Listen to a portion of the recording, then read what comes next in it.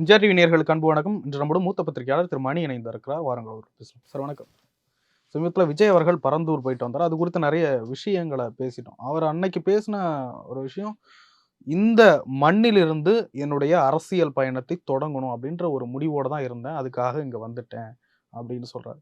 விஜய் அவர்கள் 2026 நோக்கி அந்த பயணத்திற்கு ஆயத்தமாகிவிட்டார். இன்னொரு பக்கம் தமிழ்நாடு பாஜகவிலும் தலைமை மாற்றம் அதற்கான அந்த ப்ராசஸ்லாம் நடந்துகிட்டு இருக்கிறதா சொல்றாங்க. சீமான் அவர்கள் வேறு திசையை நோக்கி தன்னுடைய அரசியலை நகர்த்த ஆரம்பித்து விட்டார். இன்னும் கொஞ்ச நாள் அதிமுகவும் நகர்த்திடுவாங்க என்ன அப்படின்றத.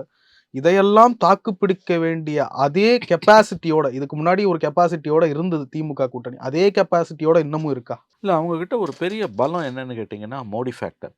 திமுக அரசை வாழ வைக்கக்கூடிய தெய்வம்னா அது நரேந்திர மோடி தான்.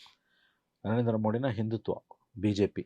ஏன்னா தெளிவாக அவர்கள் இன்றைக்கி இந்தியாவில் நாட்டையே வலதுசாரி பாதையில் அரசியலமைப்பு சாசனத்துக்கு எதிராக பெரும்பான்மை மதவெறி உள்ளடக்கிய பாதையில் அழைத்து சென்று கொண்டிருக்கிறார்கள். அது உங்களுக்கு தெரியும்.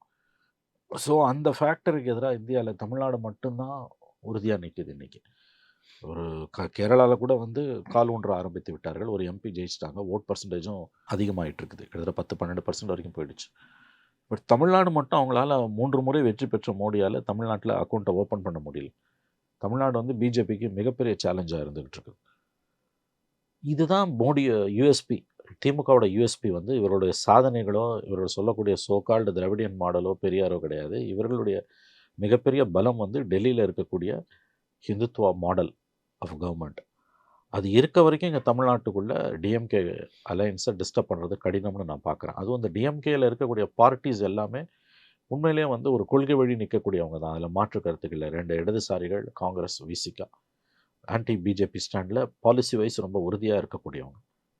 டிஎம்கே அதுக்கு வழி நடத்துது, இந்தியா கூட்டணிக்கு தலைவராக. ஆகவே இந்த ஃபேக்டர் இருக்க வரைக்கும் இவர்களுக்கு இந்த அலையன்ஸ் இன்டாக்டாக இருக்க வரைக்கும் வெற்றிக்கான வாய்ப்புகள் அதிகம். கண்டிப்பாக சொல்ல முடியாது, பட் அதிகம். 5 வருஷம் பொறுத்து போகும்பொழுது, அடுத்த வருஷம் எலெக்ஷனுக்கு போகும்போது கூட ஆன்டி இன்கம்பன்சி கண்டிப்பாக இருக்கும். நிச்சயமாக இவங்க ஜெயிப்பாங்கன்னு சொல்ல முடியாது, திமுக தோப்பாங்கன்னு சொல்ல முடியாது.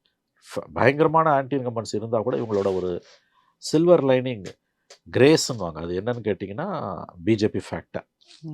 பட் ஒரு சேலஞ்ச் பிஜேபி ஃபேக்டர் நாடாளுமன்ற தேர்தலில் சொல்லுதான் நான் வரேன். அது நாடாளுமன்ற தேர்தலில் ஒர்க் அவுட் ஆன மாதிரி அசம்பிளியில் ஒர்க் அவுட் ஆகாது. நான் ஒப்புக்கொள்கிறேன். நிச்சயமாக ஒர்க் அவுட் ஆகாது. 19, 21, 24 ஜெயிச்ச மாதிரி 26 ஜெயிப்பது மிக மிக கடினம். 2 விஷயம்.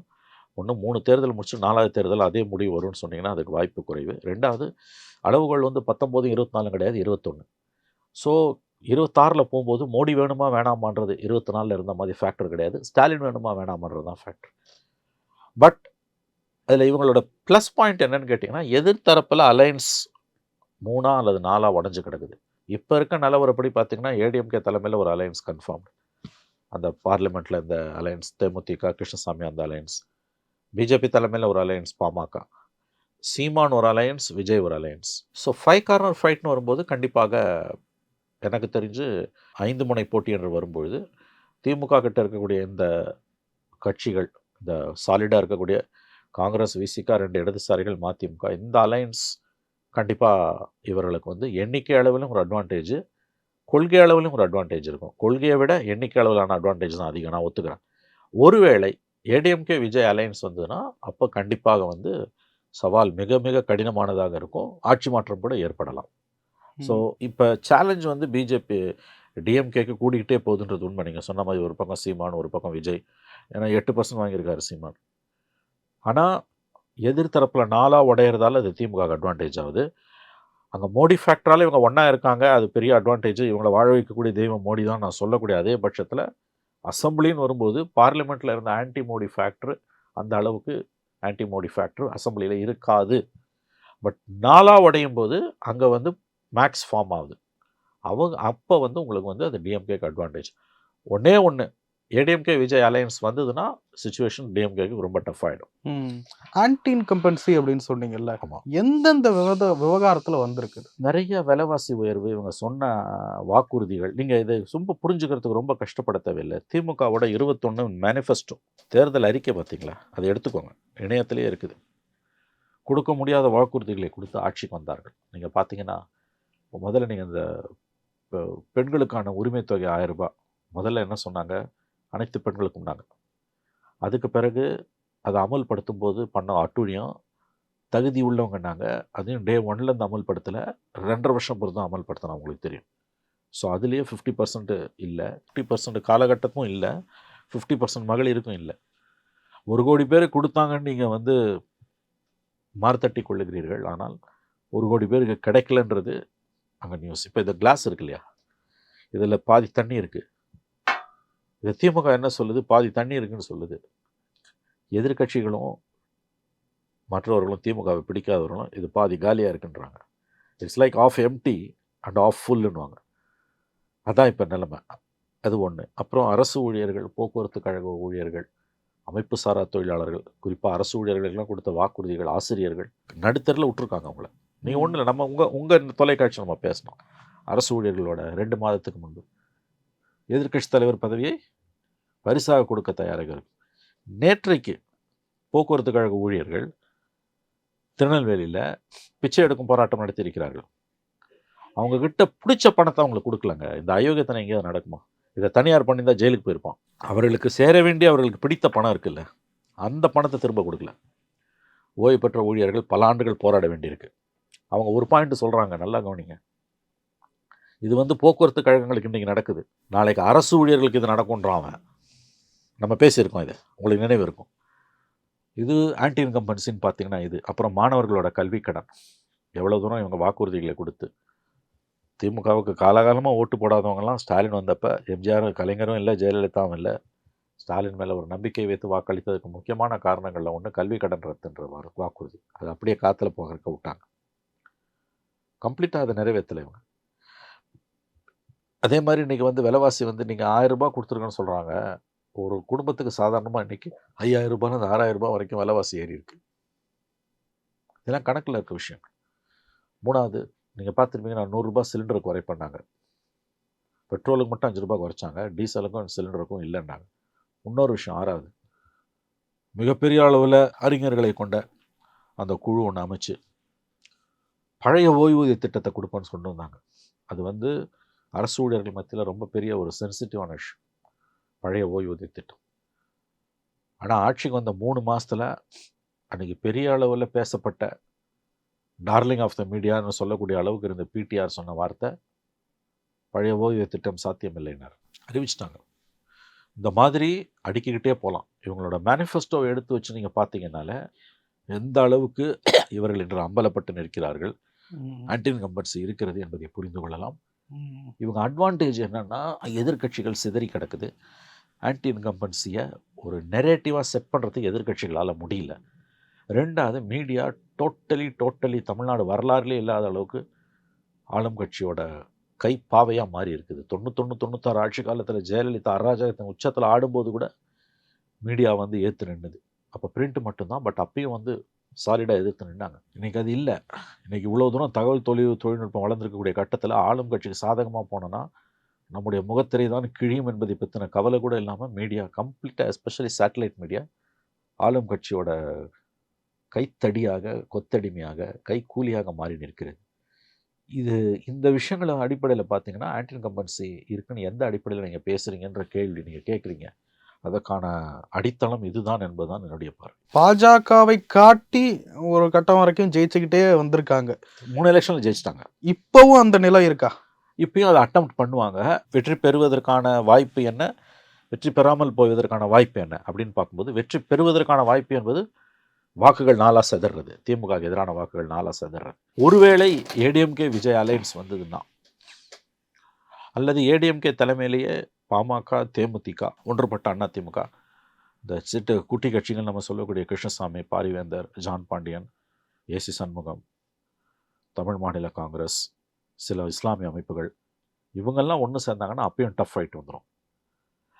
ஒரு ஸ்கூல் ஆஃப் தாட் என்னன்னு கேட்டிங்கன்னா, ரொம்ப விவரம் அறிந்த, எந்த விதமான பக்கசார்பும் இல்லாத, சமநிலையான மனம் கொண்ட, தனிப்பட்ட முறையில் திமுக மேலே வெறுப்போ ஆதரவோ எதுவுமே இல்லாமல் விஞ்ஞான ரீதியாக மட்டுமே மக்கள் மனங்களை ஆய்வு செய்யக்கூடிய, கடந்த கால தேர்தல்களை குறித்த துல்லியமான பார்வை, புள்ளியியல் பார்வை, ஸ்டாட்டிஸ்டிக்கல் நாலேஜ் இருக்கக்கூடிய சில நிபுணர்கள் சொல்லக்கூடிய ஒரு கருத்து என்னென்னா, அதில் பத்திரிகையாளர்களும் அடக்கம் என்னென்னா, இந்த election 26 election for the first time Tamil Nadu வரலாறுல யாருக்கும் மெஜாரிட்டி இல்லாத ஒரு தொங்கு சட்டமன்றத்தை கொடுக்க போகிறது. 26ல் எப்படி போனாலும் ரிசல்ட்டு கூட்டணி ஆட்சி தான் அமைய போகுதுன்னு ஒரு பாயிண்ட் இருக்குது. அது திமுக தலைமையிலான கூட்டணி ஆட்சியா அல்லது அதிமுக தலைமையிலான பாஜகவையும் உள்ளடக்கிய கூட்டணி ஆட்சியான்றது தான் கேள்வி. எப்படி இருந்தாலும் திமுக கடந்த கால வரலாறுகளை வைத்து பார்க்கும்போது 71ல் அப்போ அதிமுகன்ற கட்சி உருவாகலை, எம்ஜிஆர் உயிரோடு இருந்தார், திமுகக்குள்ளே இருந்தார். ஸோ எம்ஜிஆர்ன்ற அந்த ஒரு பொலிட்டிக்கல் பர்சனாலிட்டி உருவான பிறகு நடைபெற்ற எந்த தேர்தலையும் 52 வருஷமா 2 முறை தொடர்ந்து திமுக ஜெயிச்சதே கிடையாது, வாய்ப்பே கிடையாது. அப்படி பார்க்கும் பொழுது பட் ஸ்டில் அவங்கக்கிட்ட ஒரு வலுவான கூட்டணி இருக்குது, அது ஒரு கொள்கை கூட்டணி. டெல்லியில் மோடி ஃபேக்டர் இருக்குது. பட் டிமெரிட்ஸ் எதுன்னு பார்த்தீங்கன்னா ஆன்டி இன்கம்பன்சி, 5 வருஷம் ஆட்சியில் இருக்காங்க. அதை வைத்து பார்க்கும் பொழுது தனி மெஜாரிட்டி கிடைக்காமல் கூட்டணியாக ஏடிஎம்கே அலையன்ஸ் ஜெயிப்பதற்கு ஒரு வாய்ப்பு உண்டு. கூட்டணியாக இந்த கொள்கை சித்தாந்த ரீதியிலான ஒரு அதிருப்தியை திமுக சந்திச்சிருக்கா? அதாவது இது நல்ல கேள்வி, ரொம்ப நல்ல அழகான கேள்வி. இப்போ நீங்கள் பார்லிமெண்ட் எலெக்ஷன் வந்து ரொம்ப முக்கியமான ஒரு விஷயம். நீங்கள் பார்த்தீங்கன்னா 19ல் பிஜேபி மோடி வேணான்னு 14ல் வந்து நீங்கள் இதை ஆரம்பிக்கணும். ஜெயலலிதா உயிரோடு இருக்கும்போது சந்தித்த கடைசி தேர்தல் மோடியா லேடியான்னு கேட்டு நிறுத்தினர். மோடியா லேடியான்னு கேட்டு 37 சீட் அவங்க ஜெயித்தாங்க. 2 சீட்டு தான் டிஎம்கே பிஜேபி அலையன்ஸ்க்கு போச்சு. பொன்னார் ஒன்று, அன்புமணி ஒன்று. 19ல் ஸ்டாலின் ஒரு நல்ல கூட்டணியை வச்சு 38 அடித்தார், 1 ஏடிஎம்கே போச்சு. 24ல் 0 ஆச்சு பிஜேபி. ஸோ பார்லிமெண்ட்டுன்னு வரும்போது தமிழ்நாடு மக்கள் பிஜேபி எதிர்க்கிறாங்க, ஆன்டி பிஜேபியில் ரொம்ப உறுதியாக இருக்காங்கன்றது உண்மை.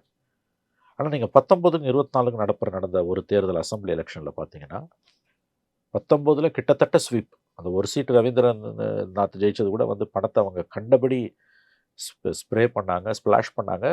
ஈவிகே இளங்கோவன் வந்து ஒர்க்கே பண்ணல. அவர் அதை பற்றி நிறையா தியரிஸ் வருது. எனவே அதை நம்ம பேச முடியாது, ஏன்னா ஆதாரம் இல்லை. 2 அவரும் செத்து போயிட்டார். கிட்டத்தட்ட அது 39 ஜெயிச்சது ஈக்குவல். 19 24 ஒன்றும் பெரிய வித்தியாசம் கிடையாது, ஸ்வீப்.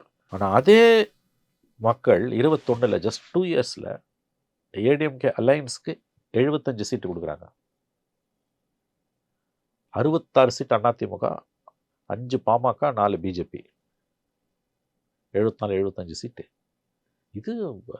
இது வந்து அப்போ மக்கள் வந்து அசம்பிளின்னு வரும்போது பிஜேபி எதிர்ப்பு என்பது மேஜர் ஃபேக்டர் கிடையாது. அப்படி தான் நம்ம இதை புரிஞ்சுக்கணும். அதனால தான் நான் திமுக 26ல் எலெக்ஷனுக்கு போகும்போது 19, 21, 24 ஜெயிச்சாங்க, 4வது வெற்றின்றது அபத்தமானது. நீ 21 தான் கணக்கில் எடுக்கணும், 19, 24 கணக்கில் எடுக்கவே கூடாது. இது மேஜர் ஃபேக்டர் இல்லை அப்படின்னு சொல்கிறீங்க. பட் கூட்டணிகள் அதை சொல்லி தானே இல்லை, அதுதான் உங்களுக்கு யூஎஸ்பின்றேன். பிஜேபி இருக்கிறது தான் உங்களுக்கு மிகப்பெரிய பலமே. பிஜேபி தான் திமுக கூட்டணியை வாழ வைக்கக்கூடிய தெய்வம். யாராவது ஒருத்தருக்கு இவர்கள் கோயில் கட்டி கும்பிட வேண்டும் என்றால் அது நரேந்திர தாமோதர் தாஸ் மோடிக்கு தான். ஏன்னா இவங்களை ஒருங்கிணைக்கக்கூடிய சக்தி, வாக்குகளை அள்ளித்தரக்கூடிய சக்தி. ஏன்னா இந்த 2 பார்லிமெண்ட் எலெக்ஷன் அவங்க ஜெயிச்சதெல்லாம் பெரிய மாபெரும் சாதனை, அதில் எந்த சந்தேகமும் இல்லை. 2 பார்லிமெண்ட் ஒரு அசம்பிளி ஜெயிச்சது என்பது ஸ்வீப், மிகப்பெரிய அடித்தளம் கிடைத்திருக்கிறது. பட் ரிமெம்பர் 26 களம் ரொம்ப ஸ்ட்ராங்காக இருக்கும்.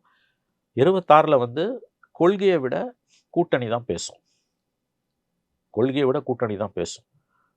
விஜயை தவிர்த்துட்டு ஏடிஎம்கே அலையன்ஸ், ஸ்டாலிட் அலையன்ஸ் வந்தாலும், ஏடிஎம்கே பாமக தேமுதிக கூட்டி கட்சி வந்தாலும் ஒரு சாலிட் ஃபைட் இருக்கும். ஏடிஎம்கே விஜய் வந்தாங்கன்னா ஆட்சி மாற்றமே உறுதி நான் நம்புகிறேன். 3ஆவதாக ஒரு பாசிபிலிட்டி இருக்குது. அது எப்படின்னா ஏடிஎம்கே பிஜேபி அலையன்ஸ் மறுபடியும் ஒருவேளை வந்ததுன்னா எதையும் ரூல் அவுட் பண்ண முடியாது. அண்ணாமலையை மாற்றிட்டா எடப்பாடியோட பிஜேபி எதிர்ப்பு சற்று தனியும்னு கூட ஒரு பார்வை இருக்குது. அப்படி வந்ததுன்னா அவங்களோட 19 அலையன்ஸ் இருக்குது பாருங்கள். 19க்கு 21க்குமான ஒரே வித்தியாசம் தேமுதிக இல்லை, 21ல் 19ல் தேமுதிக இருந்தது. ஸோ அந்த பழைய ஏடிஎம்கே பிஜேபி அலையன்ஸ் எது 19ல் இருந்த அலையன்ஸ், ஏடிஎம்கே பிஜேபி தேமுதிக பாமக தமிழ் மாநில காங்கிரஸ் கிருஷ்ணசாமி ஏசி சண்முகம் பாரிவேந்தர் ஜான் பாண்டியன், இந்த அலையன்ஸ் வந்ததுன்னா டஃப் ஃபைட்.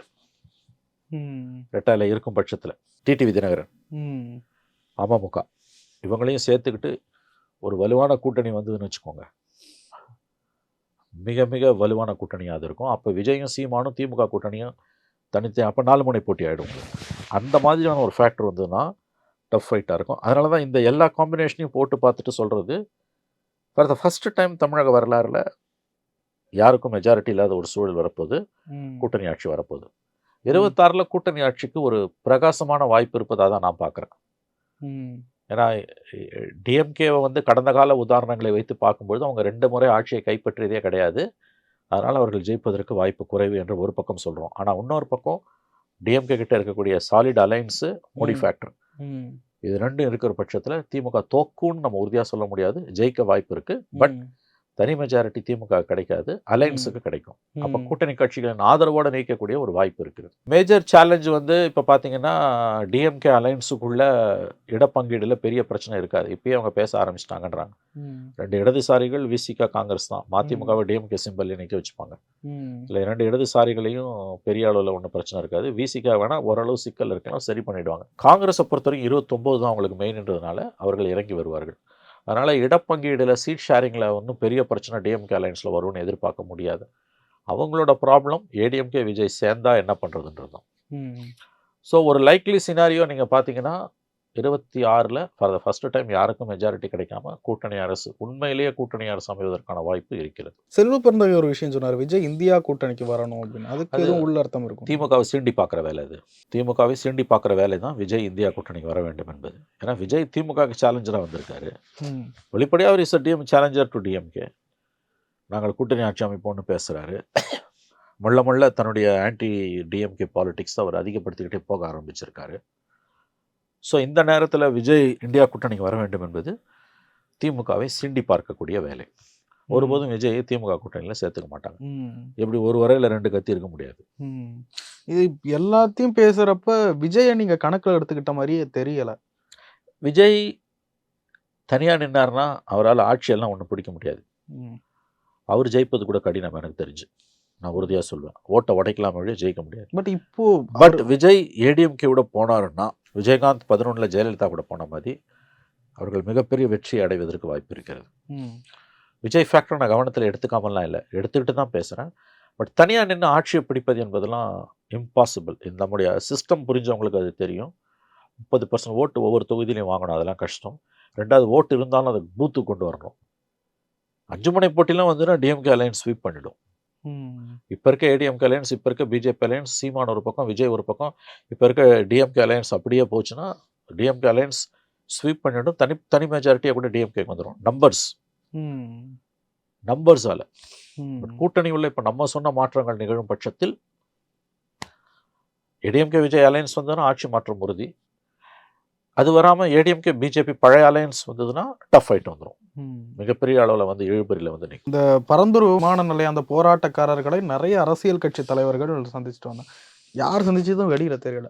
விஜய் போனார்னா அன்னைக்கு பிரேக்கிங் நியூஸ். பிரேக்கிங் நியூஸ் மட்டும் இல்லைங்க, அதுக்கு பிறகு கவர்மெண்ட் ரியாக்ட் பண்ணது. இதுக்கு முன்னால் வந்து செல்வ பிறந்தக போனார், திருமாவளவன் போனார், சிபிஎம்லேருந்து பழைய தலைவர் பாலகிருஷ்ணன் போனார், இப்போ இருக்க தலைவர் சண்முகம் போனார், பிரேமலதா விஜயகாந்த் போனாங்க, முன்னாள் நீதிபதி ஹரி பரந்தாமன் போனார். அப்போல்லாம் கவர்மெண்ட் அது ஒரு பொருட்டாவே மதிக்கல. ஆனால் விஜய் போனோன்னே விடுங்க, ஊடக வெளிச்சத்தை கூட ஒரு பக்கம் விடுங்க, ரியாக்ட் பண்ணுது கவர்மெண்ட். 3 நாளாக செய்தி வந்துட்டு இருக்கு. அந்த போராட்ட குழுவினர் வந்து என்னிடம் பேசும்போது சொன்னது, for the first time sir எங்களுக்கு வந்து அரசிடமிருந்து ரியாக்ஷன் வருது, அரசாங்கம் எங்களுக்கு மதித்து பேசுது, அதிகாரிகள் குழுவை போடுவோம் மக்களை பாதிக்காத அளவுக்குன்னு. அப்புறம் காம்பன்சேஷனை பற்றி பேச ஆரம்பிச்சிருக்காங்க. உண்மையிலே விஜயை பார்த்து திமுக அஞ்சுகிறது என்பது உண்மை. அதற்கு சரியான உதாரணம் பரந்தூருக்கு விஜய் போய்விட்டு வந்த பிறகு கவர்மெண்ட்டோட ரியாக்ஷன். மீடியா கிளாரை விட்டுருங்க, மீடியா கவரேஜை விட்டுருங்க, கவர்மெண்ட்டோட ரியாக்ஷன். விஜய் போன பிறகு ஏங்க அந்த திட்டத்தை பற்றி வாய்மூடி மௌனியாக இருந்தாங்க. அந்த மக்களோட மிகப்பெரிய குறைய நாங்கள் போய் தாசில்தார் ஆஃபீஸில் கேட்டால் யார் நிலத்தை எடுக்க போகிறீங்க, எவ்வளோ இழப்பீடு, அதெல்லாம் எதுவுமே சொல்ல மாட்டேன்றாங்க. எங்களை மனிதர்களாகவே மதிப்பதில்லை. எல்லாம் எங்களுக்கு தெரியும், சொல்ல வேண்டிய நேரத்தில் சொல்லுவோம், நீ போன எங்களை வந்து அவர்கள் வந்து ஆடு மாடுகளை விரட்டுவதை போல விரட்டுவார்கள். ஒரு விதமான இறுக்கமான தன்மை, ரகசியத்தன்மை இருந்தது.